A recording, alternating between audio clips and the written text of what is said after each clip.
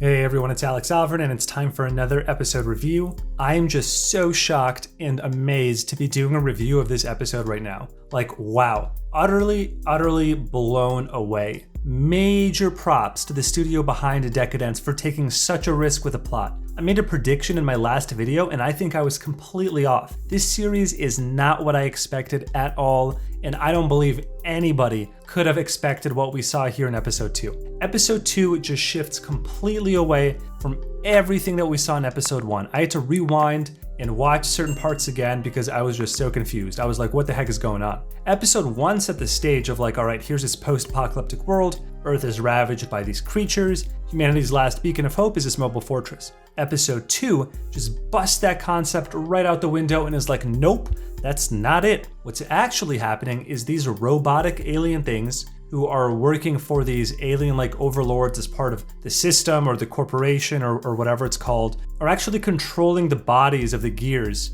as like avatars in a video game, which is an interesting and new concept because this isn't a virtual world. The whole VR MMO concept has obviously already been done in a lot of shows like Sword Art Online or Log Horizon, but this is very different because it's this combination of VR MMO concepts, but in the real world, where some of the characters are just real life, living, breathing humans like you and me, and other characters are these robot, alien controlling things that are controlling these meat puppets like they're in a video game. And not only are they controlling these characters like a video game, but they're also bringing in all of these game-like concepts like weapons, stats, player rankings, and the humans are just completely oblivious to all of this going on. They're just like cattle. They go on living their lives thinking that the only relevant information is the world setting that we were introduced to in episode 1. So in addition to this whole revelation about this real-life VR MMO hybrid, we're introduced to yet another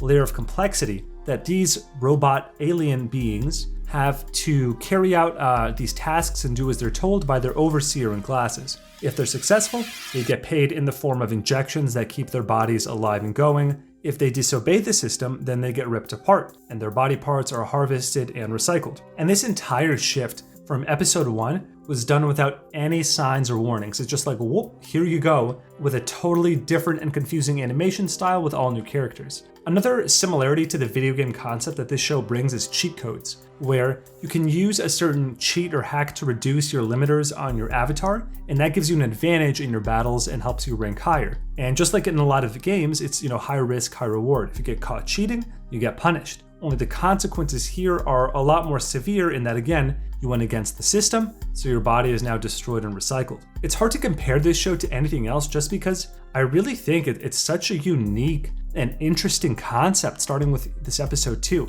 I do see some similarities though. It reminds me a lot of Avatar, the James Cameron movie with the blue monkeys, not the Last Airbender.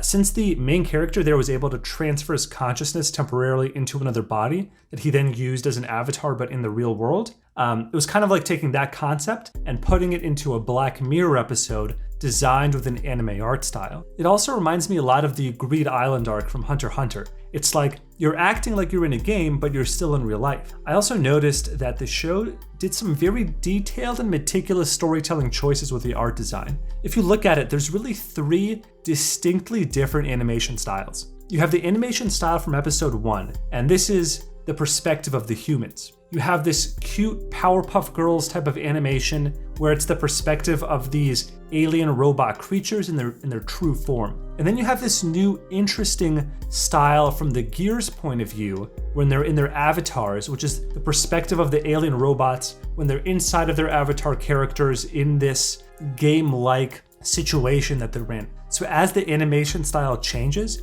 you know from which perspective you're viewing the story. And I've never seen anything like that. That is super original. That is such a unique way of storytelling. Let me say this. I very much respect the level of risk and creativity this show is taking. It's honestly breaking the mold. Obviously, many different anime shows have twists that come up, but this type of twist is something that I would expect either towards the end of a series or at least 9 or 10 episodes in. But this show just came out of the gate swinging, bringing in this massive twist just 2 episodes in. We're only 2 episodes in here. The anime could have just continued down the well-traveled path of being post-apocalyptic, defend against the monsters type of anime, But instead, it took a risk and it tried to do something that's really original, where you have all of these new factors, where in addition to all of the backstory from episode 1, you have all these new world factors now too, like bugs, obeying the system, the corporation, controlling bodies. Some are treating it like a video game, for others it's real life. So when they shift into this other presentation, it's really disturbing, but in a good way, because you have these cutesy drawn characters playing a game,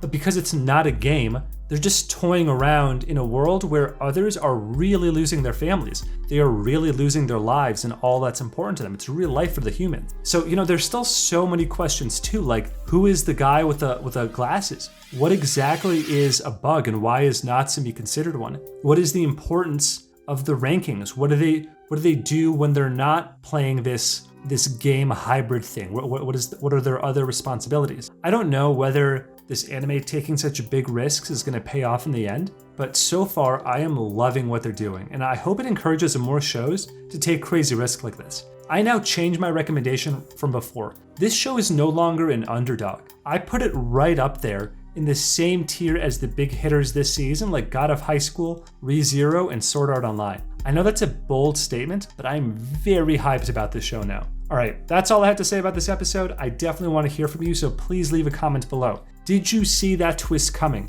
Were you as confused as I was? And do you like this risky new direction that the show is taking? And as always, if you like my content, please leave a like, subscribe, and hit that bell icon to be notified of my future videos. Thanks again for watching. I'm Alex Alvern, and I'll see you in the next one.